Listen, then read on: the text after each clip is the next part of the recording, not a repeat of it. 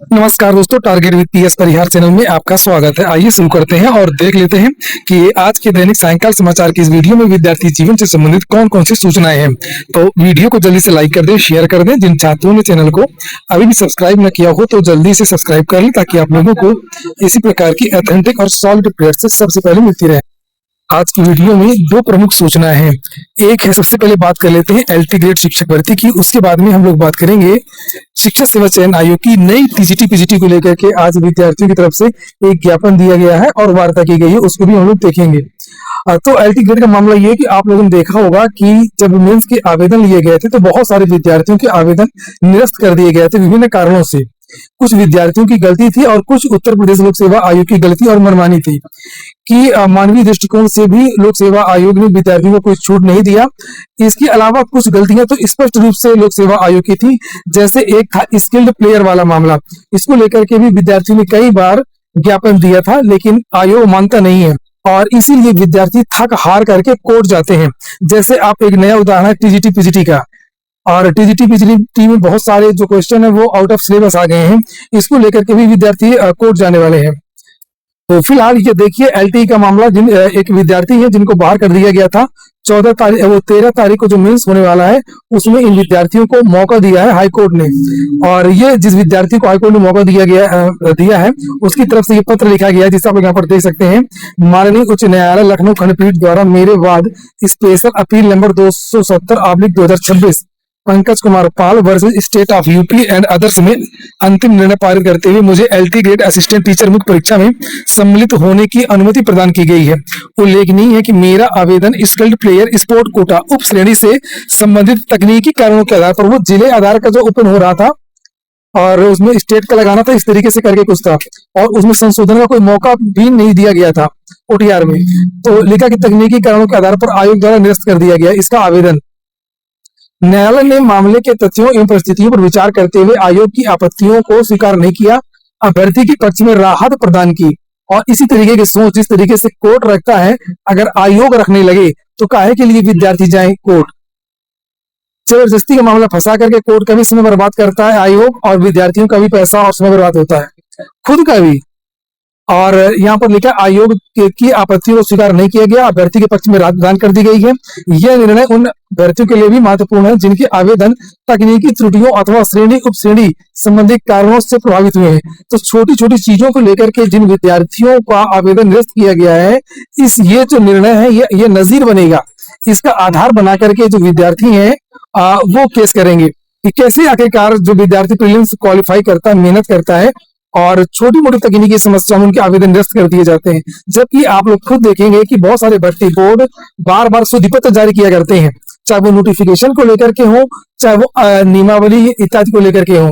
और अगर ये इतने शुद्ध होते, इतने अच्छे आयोग होते, इतने दूध के धुले होते, इनके अधिकारी इतने ज्यादा योग्य होते, तो ये सारी सारी भर्तियां कोर्ट में फंसती ही क्यों है?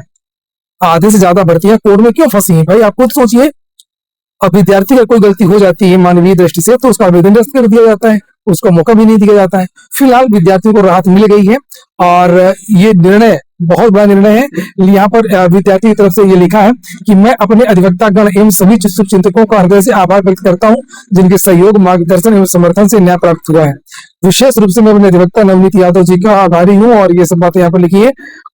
और बहुत सारे छात्र थे इसमें, जो है एक माइग्रेशन का एक ग्रुप है, आपने सुना होगा, वीरेंद्र पाल, विजय सोनी आदि, इन लोगों ने भी बहुत प्रयास किया है और बहुत हेल्प की है, बताते हैं, जिसकी वजह से इस छात्र को मेंस देने का मौका मिला है। और एलटी बायोलॉजी में का ये छात्र था जिसको मौका दिया गया है। और जो ये माइग्रेशन वाला ग्रुप था, वीरेंद्र पाल, विजय सोनी वाला, उसकी लिंक भी मैं डिस्क्रिप्शन बॉक्स में दे दूंगा। तो देखिए, मैं कहता ही हूँ कि कोई जानबूझ कर कोर्ट नहीं जाता है, मजबूरी में कोर्ट जाता है। इसी तरीके से आप देख रहे होंगे कि शिक्षक सेवा चयन आयोग में भी 37 क्वेश्चन आउट ऑफ सिलेबस के आ गए हैं, और इसको भी लेकर के विद्यार्थियों ने ज्ञापन दिया है, लेकिन आयोग की तरफ से कोई भी सकारात्मक जवाब नहीं दिया गया है। और मुझे लगता है कि इसको लेकर के भी विद्यार्थी कोर्ट जाएंगे और वहीं से कुछ हो पाएगा। तो अंग्रेजी के विद्यार्थी है टीजीटी वाला, उनका भी मैं ग्रुप का लिंक जो है आपको दे दूंगा डिस्क्रिप्शन बॉक्स में और कमेंट बॉक्स में। अब हम बात करते हैं शिक्षक सेवा चयन आयोग की। तो ये दिनेश यादव है और काफी गंभीर मुद्दा इन्होंने रखा है, सोचने वाला मुद्दा इन्होंने रखा है, जिसके बारे में सभी को सोचना चाहिए और मुद्दा क्या है एक बार देख लीजिए, फिर दिनेश यादव को आप लोग सुनिएगा और वीडियो को आप लोग शेयर जरूर करिएगा। दिनेश यादव ने बहुत अच्छी बात छेड़ी है और बहुत सारे मुद्दे अच्छे से उठाते भी रहते हैं, जैसे कि यूपी की टीजीटी पीजीटी जो आने वाली है उसमें डोमिसाइल लागू किया जाए, उम्र सीमा में छूट दिया जाए, इसमें उम्र सीमा लागू ना हो, ऐसा ना हो कि एलटी की तरह लागू कर दे, चूंकि सुगबुगाहट चल रही है, हालांकि होगा नहीं।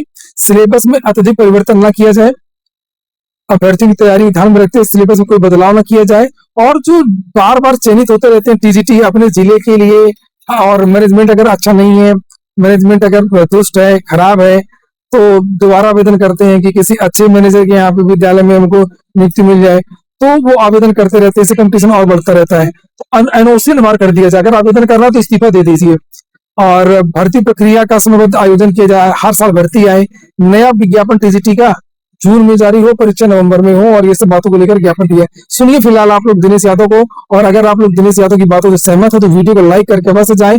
और यार तुम्हारे लिए कोई इतना प्रयास करता है और तुम लोग वीडियो को शेयर भी नहीं करते हो, ये सोचने वाली बात है। और ये बंदा बताइए, रोज फोटो कॉपी करवाना, पूरा टाइप करवाना, पूरा मैटर इकट्ठा करना, अधिकारियों से टाइम लेना, वार्ता करना, कितना सारा मेहनत लगता है शिक्षा सेवा चयन आयोग में, पूरी प्लानिंग करनी पड़ती है, और आप लोग उसकी मेहनत के लिए वीडियो को लाइक भी नहीं करते हो, शेयर भी नहीं करते हो, सोचने वाली बात है। फिलहाल आप लोग सुनिए।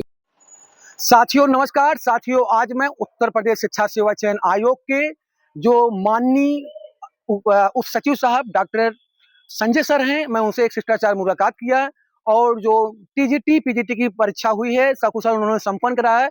इसके लिए मैं उनको जो है कि सभी प्रतियोगियों की तरफ से उनको जो है उनका दिल की गहराइयों से धन्यवाद और आभार प्रकट किया। और उसके बाद जो आगामी टीजीटी पीडी का जो विज्ञापन आने वाला है 2026 का, उसके लिए मैंने आयोग के उप सचिव साहब को, मैंने मतलब अध्यक्ष जी को उप सचिव के माध्यम से मैंने ज्ञापन सौंप दिया है। ये देख सकते हैं आज की मोहर है, ये आज की मोहर है, ये ज्ञापन है, और मैं आपको ज्ञापन पढ़ के सुना देता हूँ। सेवा में अध्यक्ष महोदय, शिक्षा सेवा चयन आयोग उत्तर प्रदेश, विषय टीजीटी पीजीटी भर्ती विज्ञापन 2026 के संबंध में अभ्यर्थियों की मांगों के संदर्भ में ज्ञापन। महोदय, सभी ने निवेदन है कि हम सभी टीजीटी पीजीटी अभ्यर्थी आगामी भर्ती विज्ञापन 2026 को लेकर अपनी कुछ महत्वपूर्ण मांगे आपके समक्ष प्रस्तुत करना चाहते हैं, ताकि भर्ती प्रक्रिया पारदर्शी, न्यायसंगत एवं अभ्यर्थियों को हित में हो सके। हमारी प्रमुख मांगे निम्नलिखित हैं। पहला मेरा पॉइंट है, डोमिसाइल नीति लागू की जाए। उत्तर प्रदेश के अभ्यर्थियों के हितों की रक्षा हेतु इस भर्ती में डोमिसाइल नीति लागू की जाए। और दूसरा मेरा पॉइंट है, उम्र सीमा में छूट प्रदान की जाए, लागू न किया जाए। पिछली भर्तियों में अत्यधिक विलंब होने के कारण अनेक अभ्यर्थी आयु सीमा से बाहर हो चुके हैं, अतः आयु सीमा लागू न किया जाए या उचित छूट प्रदान किया जाए। मेरा तीसरा पॉइंट है, सिलेबस में जो हमारा सिलेबस है उसमें अत्यधिक परिवर्तन न किया जाए। अभ्यर्थियों की तैयारी को ध्यान में रखते हुए सिलेबस में बहुत अधिक बदलाव न किया जाए और पूर्व के अनुरूप ही रखा जाए। मेरा चौथा पॉइंट है कि जो आगामी विज्ञापन आने वाला है उसमें एनओसी नो ऑब्जेक्शन सर्टिफिकेट अनिवार्य किया जाए। महोदय, मैं बताना, जो अभ्यर्थी पहले से टीजीटी पद पर चयनित हैं उन्हें पुनः उसी पद पर आवेदन करने से पूर्व एनओसी अनिवार्य किया जाए, ताकि सीटों का अनावश्यक नुकसान न हो। पांचवा मेरा पॉइंट ये है, भर्ती प्रक्रिया का समयबद्ध आयोजन किया जाए। नया विज्ञापन जून 2026 के अंत तक जारी किया जाए। परीक्षा नवंबर 2026 तक आयोजित कराई जाए, इससे अभ्यर्थियों को अनिश्चितता से मुक्ति मिलेगी। महोदय, उपरोक्त मांगे लाखों अभ्यर्थियों के भविष्य से जुड़ी हुई हैं। आपसे विनम्र अनुरोध है कि इस पर सहानुभूति पूर्वक विचार करते हुए आवश्यक कार्रवाई करने की कृपा करें। धन्यवाद। भगवती दिनेश यादव, प्रतियोगी छात्र, प्रयागराज। तो साथियों, मैं आज उत्तर प्रदेश शिक्षा सेवा चयन आयोग के माननीय उप सचिव साहब को मैंने एक ज्ञापन दिया है, और मैंने कहा कि जो 2026 में विज्ञापन आएगा, जैसे बिहार में, उत्तराखंड में, आपके छत्तीसगढ़ में, आपके जो अदर राज्य में डोमिसाइल लागू है, तो हमारे यहाँ भी डोमिसाइल लागू होनी चाहिए। और जो सामान्य कैटेगरी के अभ्यर्थी हैं, जो उनको एक मौका मिलना चाहिए, क्योंकि एलटी ग्रेड में जो सामान्य कैटेगरी के अभ्यर्थी हैं वहाँ 40 साल एज लग गई, तो बहुत से अभ्यर्थी बाहर हो गए हैं। वैसे ही आप यहाँ 4 साल बाद विज्ञापन आ रहा है।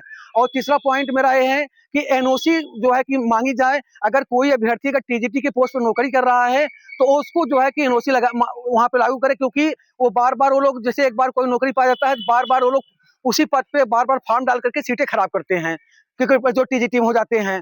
और मेरा जो चौथा मुद्दा है कि जो सिलेबस हमारा टीजीटी पीडी का है, इसके सिलेबस में बहुत ज्यादा परिवर्तन न किया जाए। सिलेबस हमारा जो है वही रहे, सिलेबस ज्यादा परिवर्तन करेंगे जिससे हम लोग को, अभ्यर्थियों को नुकसान होगा। और मैं उत्तर प्रदेश शिक्षा सेवा चयन आयोग के माननीय अध्यक्ष डॉक्टर प्रशांत कुमार सर, माननीय उप सचिव डॉक्टर संजय सर से एक निवेदन करूंगा कि जो नई भर्ती आ रही है उसमें ज्यादा परिवर्तन न किया जाए।